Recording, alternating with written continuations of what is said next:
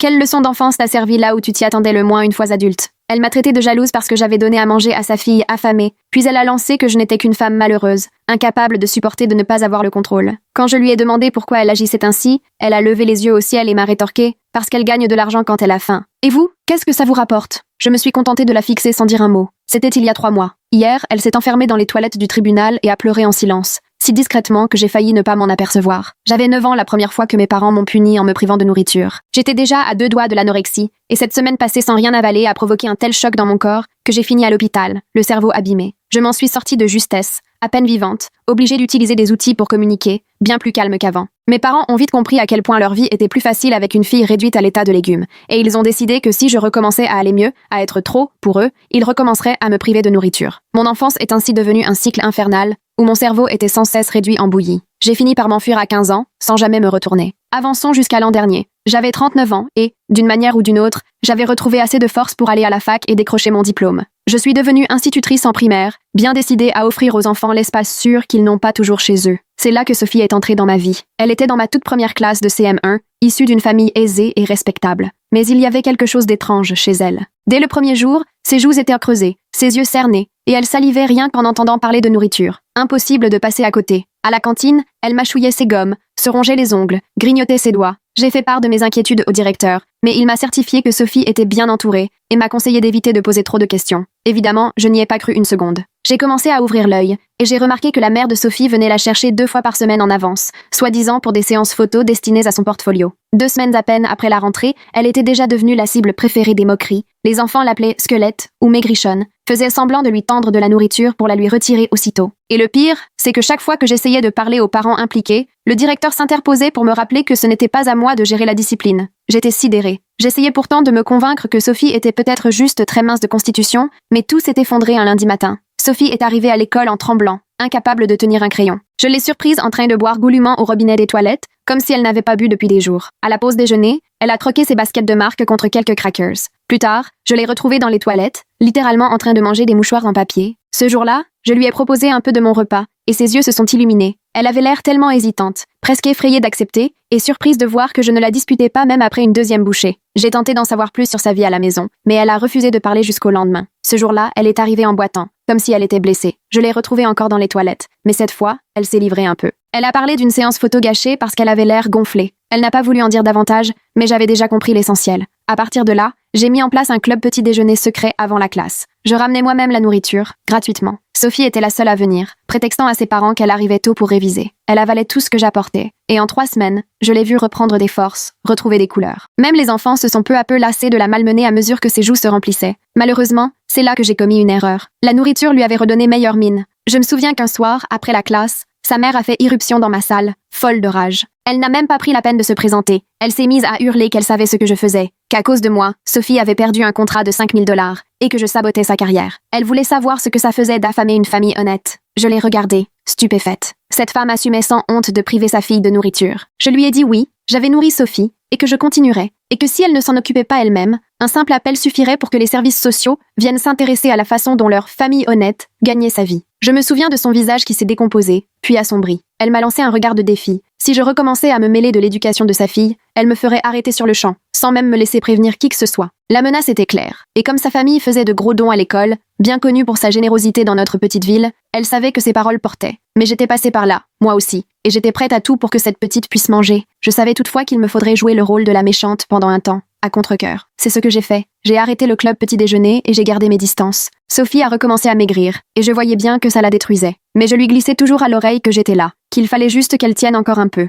En apparence, j'avais lâché l'affaire, mais en réalité, je consignais tout en secret. Chaque comportement, chaque départ pour un shooting. Je recueillais aussi ses confidences à la récréation, ce qu'elle acceptait courageusement. Elle m'a même confié que sa petite sœur de 5 ans subissait déjà le même traitement, pour la préparer à l'avenir. Mais alors que nous étions sur le point de rassembler assez de preuves, Sophie a soudain disparu pendant 1 semaine. Sa mère a expliqué qu'elle était à Miami pour un projet exclusif. Mais quand Sophie est revenue, elle était de nouveau extrêmement maigre. Ses cheveux tombaient par poignées, et elle avait du mal à aligner 3 mots. Le pire est arrivé à la cantine. Elle a repéré des cupcakes oubliés sur le bureau d'un élève, et sa faim a pris le dessus. Elle s'est jetée dessus et les a dévorés sans réfléchir. Sur le moment, ça ne semblait pas si grave, jusqu'à ce qu'on comprenne qu'un apport soudain de sucre et de glucides peut littéralement être fatal à une personne qui a été privée de nourriture. Vous pensez que j'exagère? Renseignez-vous. En quelques minutes, Sophie a eu les yeux révulsés, Son corps s'est mis à convulser, elle s'est écroulée avec de la mousse aux lèvres. Les secours sont arrivés en urgence pendant que je restais pétrifiée, incapable de détacher mon regard de ce petit corps fragile. Sa mère a débarqué en hurlant, m'accusant de tous les torts pour avoir laissé sa fille manger ses gâteaux. Le directeur m'a prise à part et m'a demandé de rentrer chez moi pendant qu'il faisait le point. J'ai passé l'après-midi à tourner en rond chez moi, mon téléphone à la main, espérant désespérément une nouvelle. L'hôpital a refusé de me donner la moindre information puisque je n'étais pas de la famille. Je ne pouvais qu'attendre, en priant pour que Sophie s'en sorte. Le lendemain matin, en arrivant à l'école,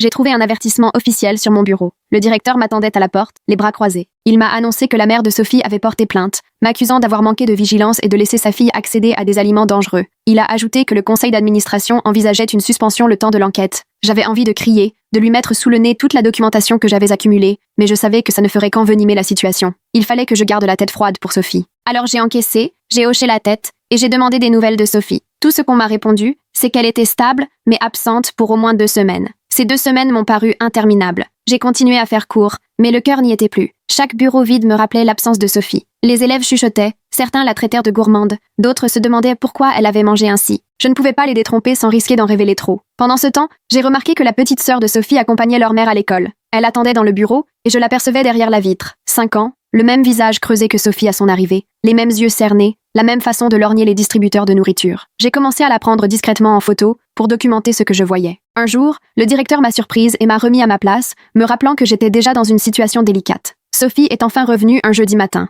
Elle avançait avec lenteur, tout en retenue, comme si un faux mouvement risquait de la briser. Sa mère l'a conduite en classe, me lançant un regard de défi. Sophie, elle, m'évitait. Elle s'est installée à sa table et n'a pas levé les yeux. À la récré, j'ai essayé de lui parler mais elle s'est esquivée. À midi, elle a mangé un peu de riz nature apporté par sa mère, rien de plus. Les autres élèves la fuyaient, ne sachant plus comment se comporter face à une camarade qui s'était effondrée aussi violemment. Je lui ai laissé de l'espace quelques jours, mais la voir souffrir dans son coin me devenait insupportable. Puis, le lundi suivant, j'ai trouvé un mot dans mon tiroir, écrit de la main tremblante de Sophie. « Retrouve-moi à la bibliothèque à midi, s'il te plaît. » Je l'ai retrouvé entre 2 rayons, les joues inondées de larmes. Elle m'a murmuré que sa mère lui avait interdit de me parler, la menaçant de la retirer de l'école. Mais elle était inquiète, car sa sœur subissait à son tour ce régime et montrait déjà des signes de faiblesse. Je l'ai prise dans mes bras, lui promettant que je ferais tout pour l'aider. Malheureusement, sa mère était devenue prudente, toujours présente à l'école sous prétexte de bénévolat, multipliant les dons, se rapprochant des parents influents. Tout le monde vantait son implication dans la vie scolaire. De mon côté, j'ai vu les résultats scolaires de Sophie s'effondrer. Elle n'arrivait plus à se concentrer. Ses mains tremblaient pendant les contrôles. Elle cachait des poignées de cheveux arrachés dans son bureau. J'ai essayé de parler avec d'autres professeurs, mais tous avaient reçu l'ordre de ne pas s'en mêler. L'un d'eux m'a glissé à voix basse que la mère de Sophie menaçait de procès quiconque s'immiscerait dans ses affaires. Le directeur lui-même avait mis en garde.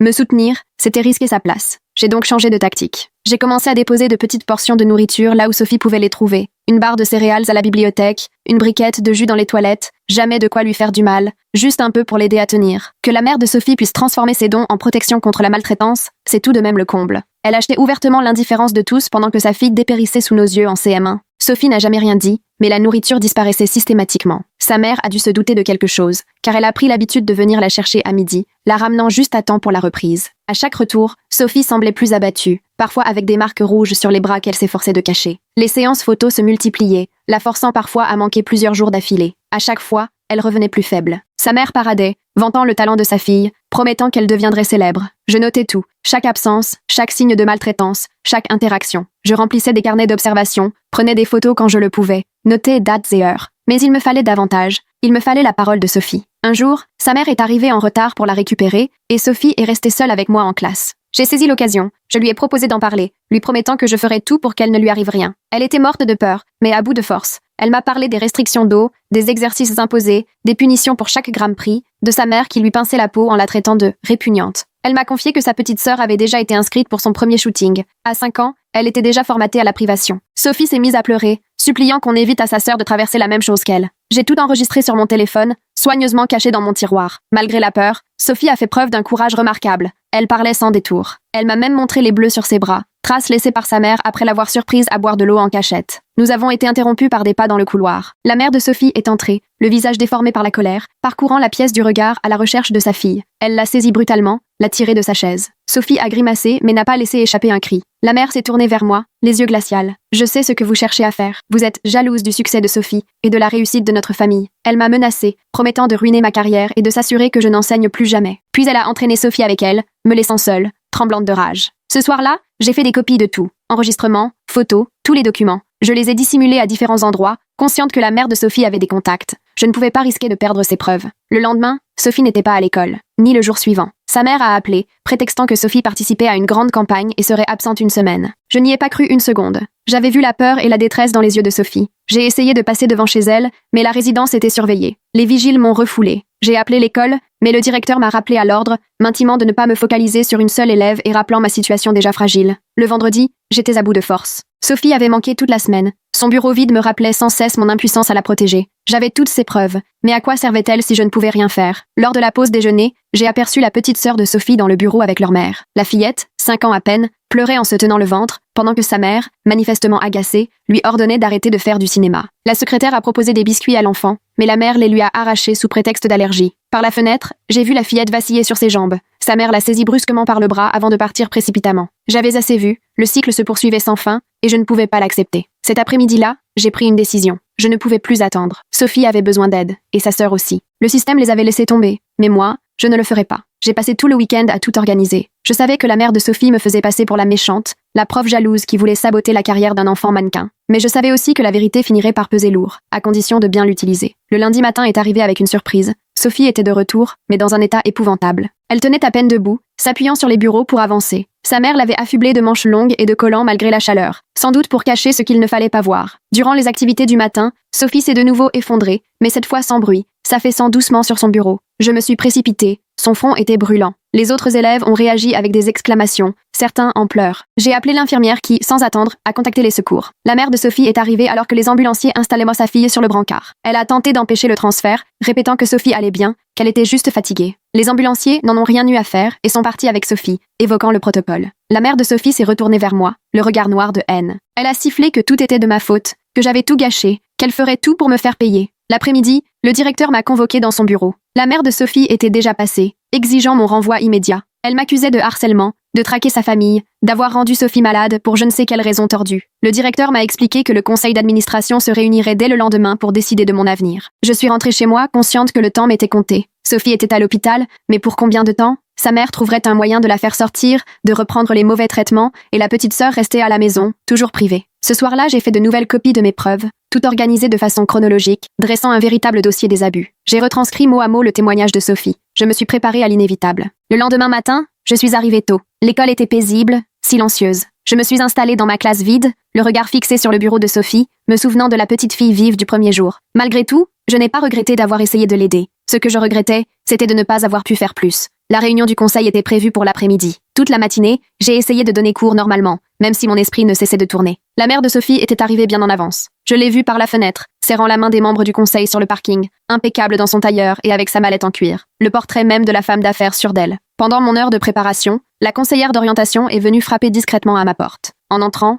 elle avait l'air soucieuse. Elle m'a expliqué que la mère de Sophie avait remis un gros dossier de plainte contre moi, répertoriant chaque interaction, déformant la moindre tentative d'aide en accusation malsaine. Elle avait même engagé un détective privé qui m'avait photographié devant leur résidence sécurisée. La conseillère m'a averti. Le conseil semblait prêt à donner raison à la mère de Sophie. Les dons de la famille étaient conséquents, finançant le nouveau laboratoire informatique et tout le matériel de sport. Elle m'avait suggéré de démissionner discrètement pour éviter un licenciement qui anéantirait ma carrière d'enseignante. Je l'ai remercié pour sa mise en garde, mais il était hors de question que j'abandonne. Sophie était encore hospitalisée et sa petite sœur souffrait à la maison. Partir, c'était tout simplement les laisser tomber. Cet après-midi-là, je suis entrée dans la salle de réunion du conseil, pleine à craquer. La mère de Sophie occupait une place centrale à la table, avec son avocat et une pile de dossiers devant eux. Les chaises étaient remplies de parents, dont beaucoup que je reconnaissais comme les nouveaux alliés de la mère à l'association des parents d'élèves. Le directeur fuyait mon regard quand je me suis assise. La présidente a ouvert la séance, puis la mère de Sophie s'est levée et a déroulé son dossier avec un sang-froid glaçant. Elle m'a décrite comme une enseignante obsédée par sa fille, m'accusant de m'immiscer dans son éducation et d'espionner sa famille. Elle a exhibé des photos de moi près de chez elle, martelé que j'avais nourri Sophie en cachette malgré ses consignes strictes et affirmé que je l'avais traumatisée lors de l'histoire du cupcake. Son avocat a enchaîné avec des témoignages d'autres parents, tous relayant leurs craintes à propos de mon comportement. Tout était déformé. Mon club petit déjeuner devenait une manœuvre pour manipuler les enfants, ma documentation des maltraitances une obsession malsaine. Même mon passé difficile servait d'argument pour prétendre que je projetais mes propres blessures sur une famille sans histoire. Quand est venu mon tour, je me suis levée, les jambes peu assurées, et j'ai tenté d'expliquer les signaux de détresse que j'avais repérés chez Sophie, ses attitudes désespérées, le planning de mannequinat qui coïncidait avec sa perte de poids. Mais sans preuves tangibles à présenter, mes paroles sonnaient comme celles d'une enseignante fixée sur une élève, lançant des accusations invraisemblables contre une famille respectable. Les membres du conseil échangèrent des regards lourds de sens. L'un d'eux m'a demandé si je disposais de preuves pour soutenir ces accusations graves. J'ai marqué un temps d'arrêt, consciente que fournir mon dossier à ce stade aurait permis à la mère de Sophie d'anticiper, de faire disparaître des éléments ou de préparer sa fille avant toute investigation. J'ai préféré garder le silence. Le conseil a prononcé ma suspension immédiate, dans l'attente de l'enquête. La sécurité m'a raccompagnée à l'extérieur, sous le regard satisfait de la mère de Sophie. Le soir venu, dans mon appartement, j'étais cernée par mes preuves, photos illustrant l'état de Sophie qui se dégradait, enregistrements où elle racontait ses souffrances, documentation de chaque épisode suspect. Mais à quoi bon, si tout restait lettre morte? Le système censé protéger les enfants se laissait berner par le pouvoir et l'argent de cette mère. Mon téléphone a sonné, numéro inconnu. J'ai hésité à décrocher, puis une intuition m'a poussé à répondre. Une petite voix, essoufflée, s'est fait entendre. C'était Sophie, qui appelait de l'hôpital en cachette grâce au téléphone d'une infirmière pendant l'absence de sa mère. Elle m'a annoncé qu'elle sortirait le lendemain, sa mère ayant déjà organisé un shooting de 2 semaines loin d'ici. Sophie m'a supplié de ne pas baisser les bras, expliquant que sa sœur s'était évanouie dans la matinée et que leur mère s'était contentée de lui donner un verre d'eau avant de l'envoyer se reposer. La communication a soudainement coupé, sans doute parce que sa mère venait de revenir. Mais c'était suffisant. Que Sophie trouve le moyen de m'appeler à l'hôpital, au moment opportun, relevait d'un calcul précis. Réussir à emprunter le téléphone d'une infirmière pile quand sa mère s'absentait. Cela confirmait que cette femme savait parfaitement manipuler son entourage et le système, usant de dons et de relations pour obtenir ce qu'elle voulait. Je savais ce que j'avais à faire. Le lendemain matin, même si je ne pouvais plus aller à l'école, rien ne m'empêchait d'agir autrement.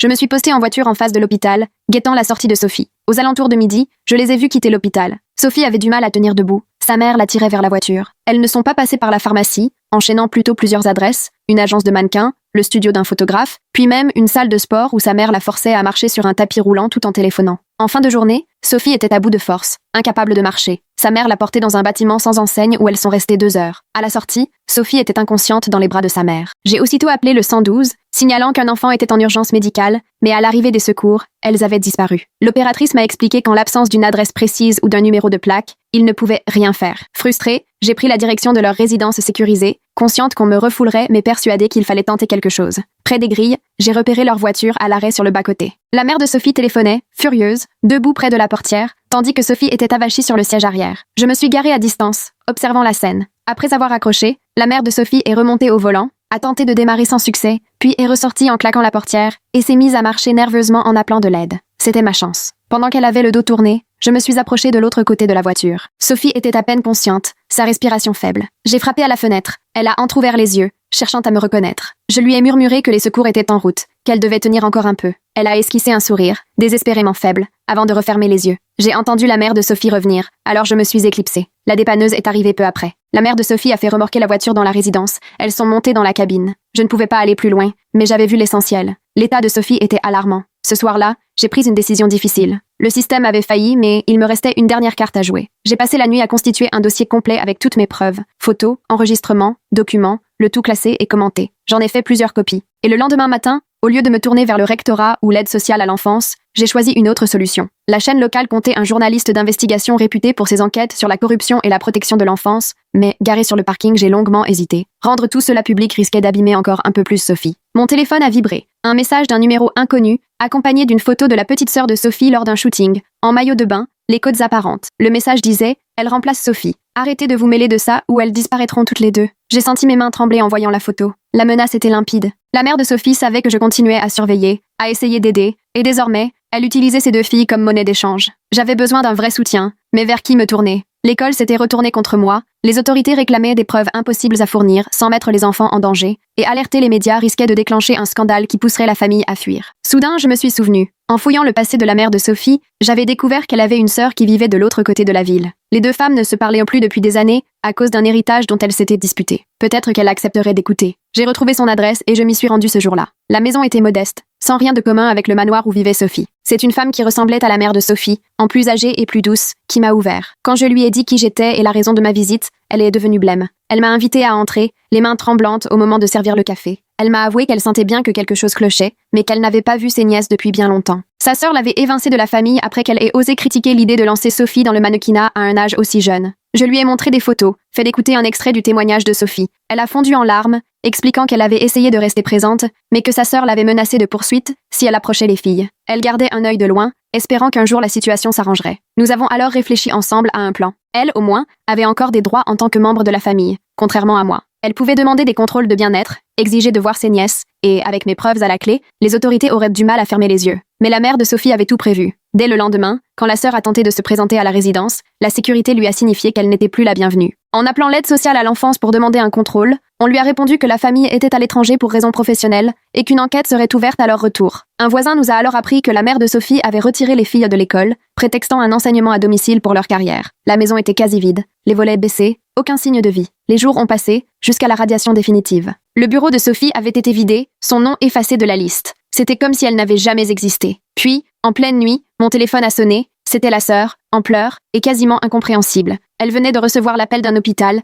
à des centaines de kilomètres d'ici. Sophie était hospitalisée, dans un état critique. Sa mère avait invoqué des troubles alimentaires, affirmant qu'elle refusait de s'alimenter malgré tous ses efforts. Nous avons pris la route sans tarder, nous relayant au volant, le dossier de preuve sur le siège arrière, ce qui nous restait d'espoir pour sauver Sophie et sa sœur. Nous ne savions pas ce qui nous attendait à l'arrivée, mais c'était peut-être notre dernière chance. L'hôpital était petit, perdu dans une ville inconnue. Nous avons retrouvé Sophie au service pédiatrique, branchée à toutes sortes de machines, plus maigre que jamais. Sa mère, fidèle à elle-même, jouait la maman modèle devant le personnel. Quand elle nous a aperçus, ses traits se sont durcis. Elle s'est levée pour nous barrer l'accès au lit, exigeant de savoir comment nous les avions retrouvés. Sa sœur s'est avancée, s'est présentée comme membre de la famille et a réclamé de voir sa nièce. Les infirmières ne savaient plus où donner de la tête, prises entre le protocole et ce conflit familial. La mère de Sophie a tenté de nous faire expulser, mais la sœur n'a pas cédé. Elle a expliqué qu'elle avait de sérieux doutes sur la prise en charge de l'enfant, soupçonnant une négligence. L'infirmière-chef, comprenant la gravité de la situation, a fait prévenir le médecin responsable. Alors que la mère de Sophie se disputait avec sa sœur, j'ai profité de l'agitation pour m'approcher du lit. Les yeux de Sophie étaient ouverts, suivant la scène avec une lassitude résignée. J'ai pris délicatement sa main, elle a serré la mienne,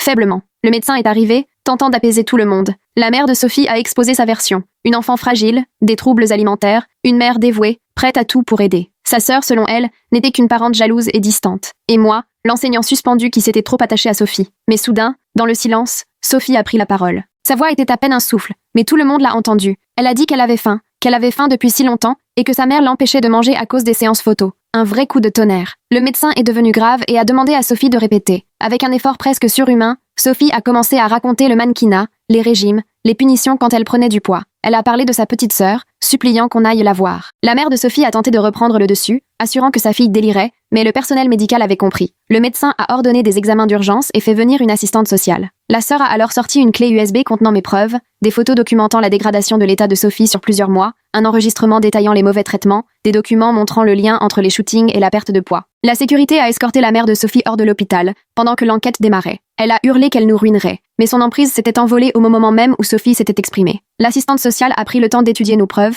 tandis que les médecins s'activaient pour sauver Sophie, lançant en parallèle la machine administrative. En quelques heures à peine, la police s'est rendue chez la famille pour vérifier comment allait la sœur de Sophie. Ils l'ont trouvée enfermée dans sa chambre, si affaiblie qu'elle n'arrivait même plus à tenir debout. Elle a été conduite d'urgence à l'hôpital, le même que Sophie, où les médecins ont vite compris qu'elle souffrait d'une malnutrition sévère et d'une déshydratation inquiétante. Les photos de mannequinat enregistrées dans le téléphone de leur mère retraçaient sans ambiguïté la lente descente aux enfers de la petite. Je suis restée à l'hôpital pendant que la sœur de Sophie s'occupait de toutes les démarches juridiques. La guérison de Sophie a été longue. Il a fallu la réalimenter avec précaution pour éviter tout risque. Sa sœur, elle, était encore plus mal en point, car elle avait subi ces privations dès son plus jeune âge. L'enquête a permis de mesurer l'étendue des sévices. La mère de Sophie droguait ses filles avec des coupes-fins et les enfermait plusieurs jours dans leur chambre sans nourriture, surtout avant les séances photos. Gagner de l'argent grâce au mannequinat était devenu une obsession. Chaque contrat imposait que les filles soient plus maigres que la fois précédente. D'autres mannequins se sont manifestés, des jeunes filles ayant travaillé avec le même photographe, et on a découvert tout un réseau de parents prêts à tout pour faire de l'argent sur le dos de leurs enfants. Le témoignage de Sophie a brisé un silence qu'on ne pouvait plus maintenir. Mais, pour ma part, je ne pensais qu'à Sophie et sa sœur. Je leur rendais visite quotidiennement,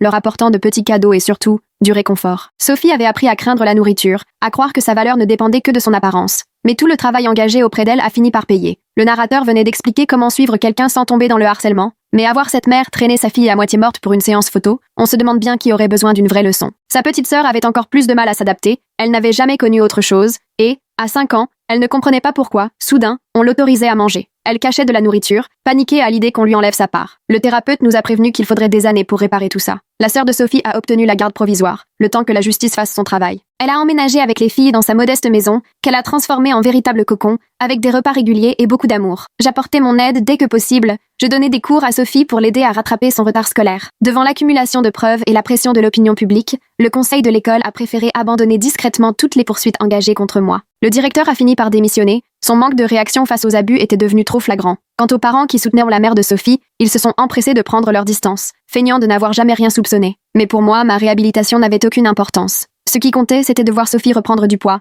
retrouver des couleurs, l'entendre rire enfin. Sa petite sœur, elle aussi, s'est remise à jouer, à découvrir ce qu'était une vie d'enfant, avec des jouets et des jeux, au lieu des balances et des flashs. Même si la procédure judiciaire suivait son cours, j'étais tout entier tourné vers la reconstruction des deux sœurs. La mère de Sophie a été poursuivie au pénal, son petit empire du mannequinat s'est effondré à mesure que d'autres victimes prenaient la parole. Les photographes et les agences complices ont, eux aussi, dû rendre des comptes. Malgré tout cela, Sophie a fait preuve d'une force impressionnante. Elle a témoigné quand cela était nécessaire, affronté sa mère lors des visites surveillées, et a peu réappris à faire confiance. Elle a recommencé à s'alimenter normalement, même si certains jours restèrent compliqués. Les séances de thérapie étaient éprouvantes, mettant au jour des blessures psychologiques bien plus profondes que les seules privations de nourriture. La guérison de sa sœur était différente, mais tout aussi difficile. La petite n'avait aucun souvenir d'une vie normale à laquelle se raccrocher. Chaque repas était une redécouverte. Chaque kilo reprit un pas de plus vers une existence inconnue jusque-là. Le thérapeute progressait lentement, lui apprenant à apprivoiser la nourriture depuis le début. J'ai fini par reprendre l'enseignement ailleurs, certes avec une réputation écornée,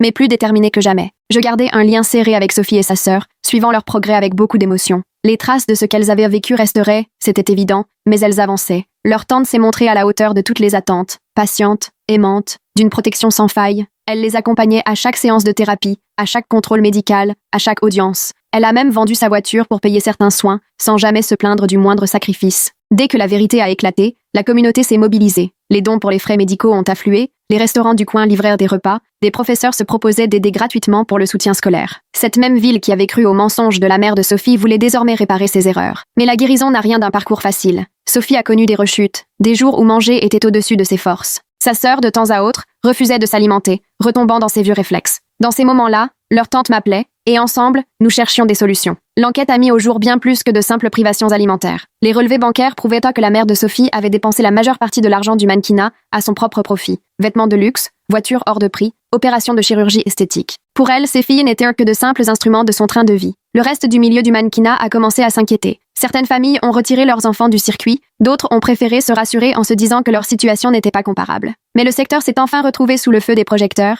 après des années d'omerta. De son côté, Sophie a commencé à écrire dans un journal, à mettre des mots sur son expérience. Elle m'a confié quelques pages, des récits bouleversants où la fin était telle qu'elle en rêvait la nuit. Elle y racontait les séances photos debout pendant des heures, sous le regard critique d'adultes obsédés par la moindre imperfection. Elle écrivait aussi sur sa sœur, sur la culpabilité de l'avoir vue subir le même sort. Les progrès de la petite s'inscrivaient dans de petits gestes du quotidien. La première fois qu'elle a redemandé à manger au dîner, le jour où elle a préféré une poupée à une séance photo, ou encore l'instant où elle a cessé de scruter son reflet à la recherche de kilos en trop. L'hiver est arrivé avec une audience décisive pour la garde. La mère de Sophie, laissée libre sous caution, a tenté de récupérer ses droits parentaux. Elle avait recruté de nouveaux avocats et se présentait comme une mère repentie, plaidant l'erreur. Elle soutenait que le mannequinat devait garantir l'avenir de ses filles, qu'elle n'avait jamais voulu leur nuire. La salle d'audience était comble, d'autres parents mêlés au scandale, des travailleurs sociaux, des médecins. Sophie, 13 ans désormais, avait été jugée assez mûre pour témoigner. Sa sœur, 6 ans, était défendue par un avocat spécialisé. J'étais assise parmi le public, observant Sophie qui s'exprimait avec courage. Elle avait repris du poids, son visage semblait plus vif, même si sa fragilité transparaissait encore. Sa voix tremblait quand elle racontait la faim, les punitions, la peur au ventre. Elle a décrit ces moments où elle retrouvait sa sœur en larmes, pliée de douleur, la suppliant pour un simple biscuit. Les avocats de la mère ont tenté de la faire passer pour une enfant égarée, influencée par d'autres. Ils ont insinué que ses troubles alimentaires lui étaient propres, sans lien avec le mannequinat. Ils arguèrent de la situation aisée de la famille comme gage de bons soins. Mais Sophie n'a pas vacillé. Elle a évoqué des faits précis, des dates où on l'avait laissée sans manger, les coupes fins cachées dans ses vitamines, les contrats dictant un poids à tenir pour certains engagements. Les preuves médicales étaient accablantes. Les deux sœurs montraient les stigmates d'une sous-alimentation prolongée, des examens révélaient une densité osseuse inquiétante, les courbes de croissance chutaient brutalement en période de travail. La décision du juge a été sans appel. La garde a été confiée à la tante, les visites maternelles ne pourraient se faire que sous surveillance et uniquement à la demande des filles. Leur mère s'est vue retirer tous ses droits, en attendant le procès pénal. Un soulagement palpable s'est répandu dans la salle. Dehors, Sophie s'est jetée dans les bras de sa tante, puis dans les miens. Elle a murmuré qu'elle se sentait enfin libre. Sa petite sœur, sans tout saisir, mais consciente de la portée du moment, est venue les rejoindre dans une étreinte. Nous sommes restés là, dans le froid, une famille recomposée par l'épreuve et la victoire. Le procès pénal aurait lieu plus tard, mais pour l'heure, les filles étaient à l'abri. Le chemin serait long. Des années de thérapie, un suivi médical, réapprendre à faire confiance. Mais elles savaient l'une l'autre, une tante bienveillante, et une communauté qui, enfin, se mobilisait. J'ai repris le chemin de l'école, porté par une énergie nouvelle. Désormais, aucun enfant ne passerait inaperçu à mes yeux. Les signes appris grâce à Sophie m'aideraient à veiller sur d'autres. Son courage n'avait pas seulement transformé sa vie, mais aussi, potentiellement, celle de beaucoup d'autres. L'industrie du mannequinat a dû se plier à de nouvelles règles, même si leur application restait compliquée. Certificats médicaux obligatoires, preuve d'une bonne alimentation, horaires stricts. Ce n'était pas parfait, mais c'était un premier pas. enclenchée par la parole d'une jeune fille courageuse. Sophie a fait sa rentrée dans le même établissement, pas dans ma classe, mais je la voyais arpenter les couloirs, la tête haute, oubliant ses vêtements de marque pour être enfin elle-même. Ses résultats se sont améliorés peu à peu, son intelligence enfin nourrie comme il faut. Sa sœur est entrée en CP, découvrant l'école avec insouciance, se faisant des copines, jouant dans la cour, déjeunant à la cantine sans appréhension. Les enseignants connaissaient son histoire, la surveillaient discrètement tout en la laissant vivre sa vie d'enfant. La tante parvenait à jongler entre son travail et son rôle de tutrice avec une remarquable bienveillance. Elle apprenait à préparer des repas équilibrés, à accompagner les devoirs, à partager des moments simples, à offrir sa présence. Parfois, Sophie évoquait le passé, digérait ses souvenirs en grandissant. D'autres fois, elle voulait simplement être une ado comme les autres, râler contre les contrôles de maths ou discuter de ses lectures. Les souvenirs douloureux de la petite sœur s'estompaient, remplacés par de nouvelles expériences. Ses angoisses liées à la nourriture s'effaçaient peu à peu, grâce au temps et à la thérapie. Elle s'est passionnée pour l'art, passant des heures à dessiner, à peindre, à exprimer ce qu'elle n'arrivait pas encore à dire. Un soir, alors que j'aidais Sophie pour un exposé, elle m'a demandé pourquoi je m'étais autant investie pour elle. Je lui ai parlé de ma propre enfance, de la faim, des blessures, de la reconstruction. Je lui ai expliqué que son histoire avait ravivé chez moi de vieux souvenirs, mais aussi redonné un sens à ma vie. Elle a écouté sans un mot, puis m'a serré fort. « Tu m'as sauvé la vie », m'a-t-elle soufflé. Je l'ai reprise. « C'est toi qui t'es sauvé », en osant parler. Moi, j'ai simplement refusé de détourner le regard. Son projet portait sur les héros. Elle avait choisi d'écrire sur sa tante, celle qui a pris le relais quand tout le monde avait failli. Mais dans sa conclusion, elle rendait hommage aux héros du quotidien. Les enseignants attentifs, les voisins qui s'inquiètent, tous ceux qui refusent d'ignorer la souffrance d'un enfant. Avec le retour des beaux jours, les deux sœurs ont repris goût à la vie. Sophie s'est inscrite à l'athlétisme,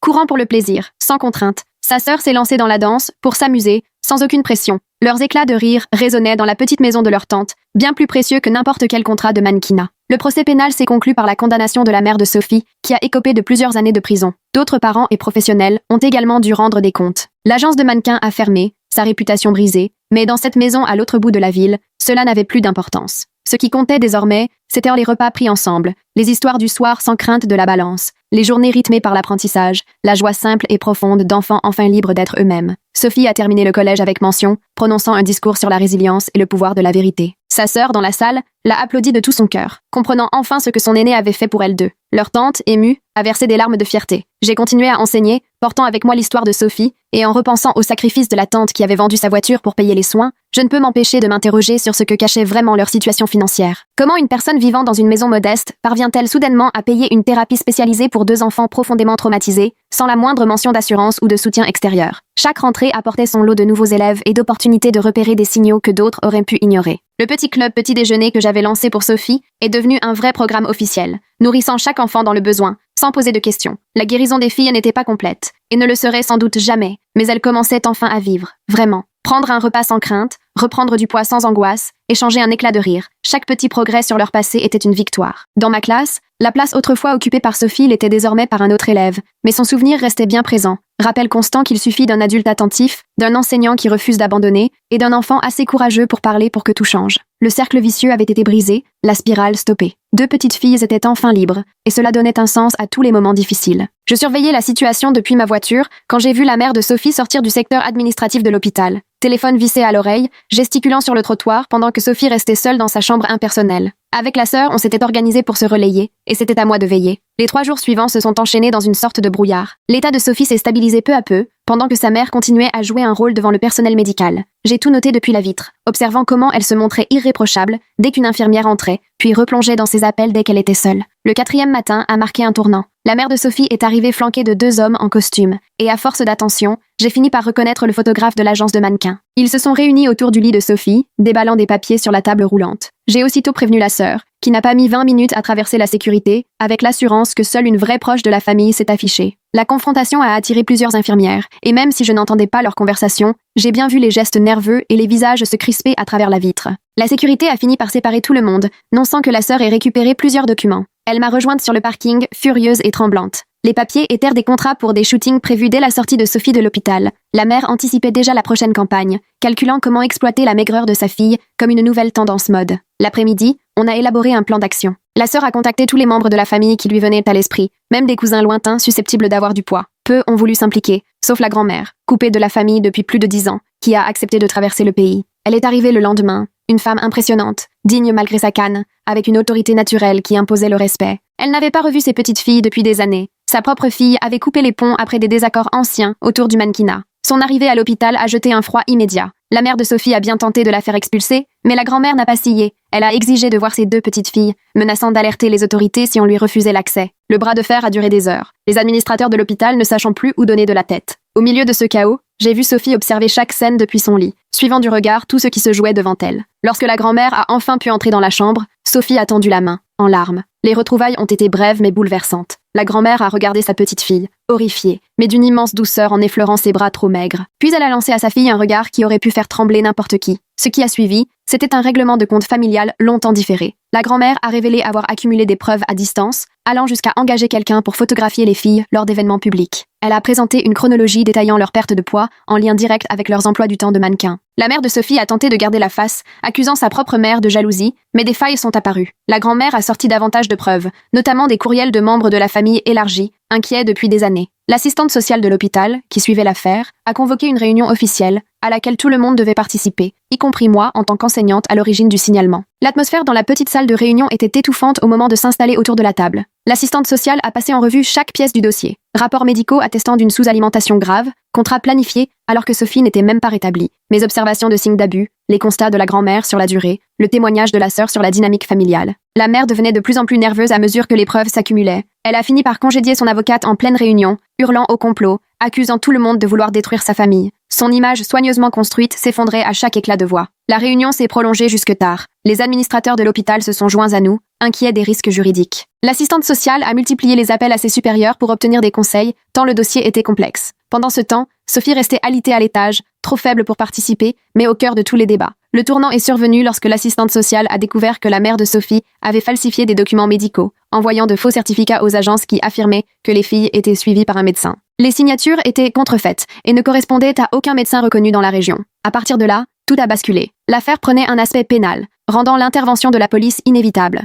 2 agents sont venus recueillir les dépositions, leur présence suffisant à rendre la gravité de la situation indéniable. La mère de Sophie finit par se taire, prenant sans doute conscience que tout lui échappait. Sa grand-mère en profita alors pour suggérer de prendre la tutelle provisoire. Elle habitait une petite ville à 3 heures de route, bien loin du milieu du mannequinat, et promit de placer la santé des filles au-dessus de tout. La sœur soutenait cette idée et proposa son aide pour faciliter la transition. Les démarches administratives étaient longues, mais l'état de Sophie réclamait des décisions rapides. L'assistante sociale valida un placement d'urgence chez la grand-mère, en attendant que la justice tranche officiellement. La mère protesta, mais face aux éléments réunis contre elle, ses objections pesaient bien peu. Avant le transfert, je suis allée voir Sophie. Pour la première fois, je l'ai trouvée éveillée et lucide. Elle a pris ma main, murmurant un merci à peine audible. Je l'ai rassurée. Ce n'est que le début de ta guérison. Tu seras entourée et soutenue pendant toute ta convalescence. Elle m'a offert un sourire fragile, mais chargé d'un véritable espoir. La grand-mère avait tout organisé pour un transport médicalisé vers sa maison. Je l'ai aidée à rassembler les quelques affaires de Sophie dans la chambre d'hôpital, notant au passage que sa mère avait apporté des vêtements de marque, bien trop petits, comme si elle pensait encore à de futurs shootings.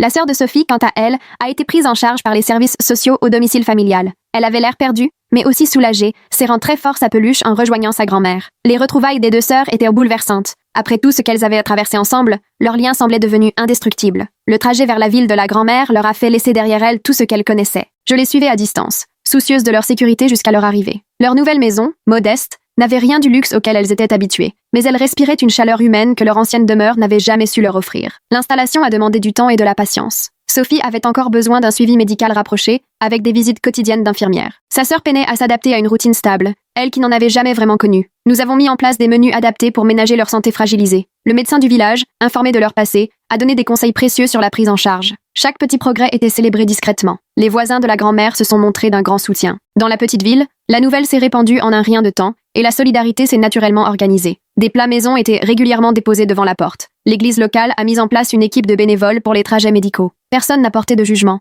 La communauté a accueilli les filles à bras ouverts. La mère de Sophie, elle, a tenté de reprendre contact à plusieurs reprises, mais les restrictions légales rendaient toute communication impossible. Elle faisait passer des lettres par ses avocats, alternant menaces et supplications. La grand-mère les détruisait systématiquement sans jamais les lire, soucieuse de protéger ses petites filles de tout nouveau chantage. L'inscription à l'école a été l'étape suivante. L'école primaire du village a accepté de s'adapter aux besoins des 2 sœurs. Sophie devait reprendre progressivement, à mi-temps au départ. Sa sœur bénéficierait d'un accompagnement renforcé pour retrouver le chemin d'une enfance normale. J'ai repris le fil de ma vie, mais je gardais un contact étroit. Nos appels hebdomadaires étaient autant de preuves de leur progrès, lents mais réguliers. Sophie reprenait du poids petit à petit, chaque gramme gagné était une victoire. Sa sœur découvrait la joie de jouer librement, sans la pression de devoir réussir. La grand-mère m'envoyait des photos de leur quotidien, des repas partagés, des histoires du soir, des moments d'enfance tout simples. En arrière-plan, La procédure judiciaire suivait son cours. La mère de Sophie devait répondre de plusieurs chefs d'accusation. Son empire dans le mannequinat s'effondrait au fil de l'enquête. D'autres familles faisaient surface, partageant leurs propres histoires. Le secteur, longtemps à l'abri, se retrouvait enfin mis en lumière. 3 mois plus tard,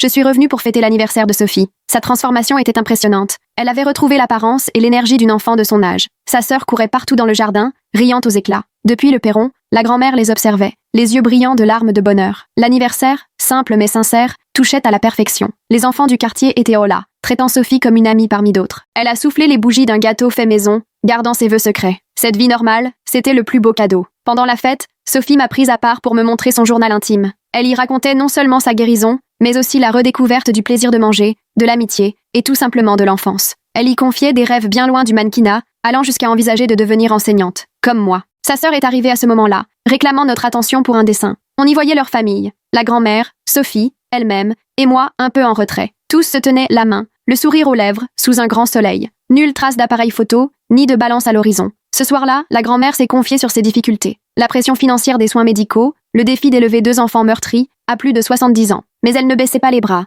Elle vendait ce qu'elle pouvait pour subvenir à leurs besoins et refusait tout argent lié de près ou de loin au mannequinat. De mon côté, j'ai monté avec l'école un petit fonds permettant des dons anonymes pour leur prise en charge. La générosité de la communauté nous a toutes et tous bouleversés. Enseignants, parents, habitants, chacun donnait ce qu'il pouvait. L'argent du mannequinat n'avait plus aucune importance. À la rentrée, Sophie a pu intégrer l'école à temps plein. La reprise a été difficile, les années d'errance scolaire laissant des traces, mais sa volonté a impressionné tous ses professeurs. Elle restait souvent après l'école pour rattraper son retard, rattrapant peu à peu le niveau de sa classe. Sa sœur, en maternelle, s'épanouissait enfin, goûtant au plaisir d'apprendre sans la moindre pression. Sa maîtresse, au courant de son histoire, lui prodiguait un soutien affectif bienveillant. La voir se faire des amis, jouer tout simplement, relevait du miracle. Le procès pénal approchait et Sophie devait témoigner. Le procureur a pris des précautions pour limiter le traumatisme, l'autorisant à témoigner en vidéo plutôt qu'en audience. Sophie a raconté son histoire avec une sincérité et une assurance qui grandissaient à chaque mot. À la condamnation de sa mère, personne n'a ressenti de joie, seulement un immense soulagement. La sentence excluait définitivement tout retour auprès d'elle. D'autres condamnations sont tombées au fur et à mesure que l'enquête avançait. L'agence de mannequins a définitivement mis la clé sous la porte,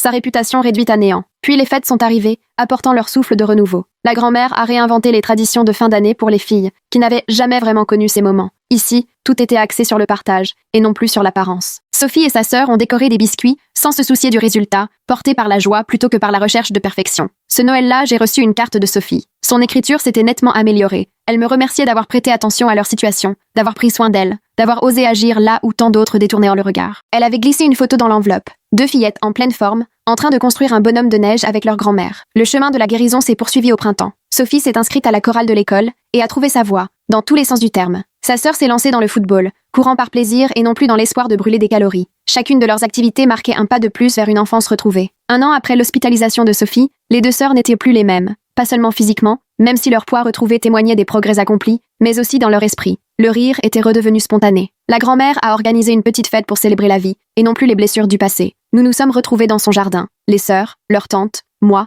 quelques voisins bienveillants. Pas un photographe, pas de balance, juste des gens qui s'étaient mobilisés pour ses enfants. Sophie a pris la parole, remerciant tous ceux qui l'avaient soutenue. Ses mots, pleins d'une maturité étonnante, soulignaient le chemin déjà parcouru, sans oublier la route qui restait à faire. Sa sœur l'a serré fort, comprenant bien plus qu'on ne devrait à son âge. Avant mon départ, Sophie m'a tendu une enveloppe. À l'intérieur, une lettre adressée à ses futurs élèves, où elle promettait de rester attentive aux signes que d'autres pourraient ignorer. Elle voulait devenir enseignante, désireuse d'apporter à d'autres ce que j'avais pu être pour elle. La grand-mère m'a raccompagnée jusqu'à la voiture, me remerciant d'un élan que je ne pensais pas mériter. C'est elle qui avait mené le vrai combat, offrant chaque jour amour et stabilité. Moi, j'avais seulement refusé de fermer les yeux, mais elle insistait. Remarquer, parler, avait sauvé ses petites filles. Sur le trajet du retour, je repensais à tout ce parcours. 2 petites filles avaient désormais la possibilité de vivre une vie normale. Pas une vie parfaite, les cicatrices resteraient au présent, mais une existence sans fin, sans exploitation, sans pression de la performance. Une vie où la nourriture devenait source de plaisir, non un ennemi, où l'amour ne dépendait plus de l'apparence. J'abordais désormais mon métier avec un nouvel élan. La place vide de Sophie avait été comblée depuis longtemps, mais son influence,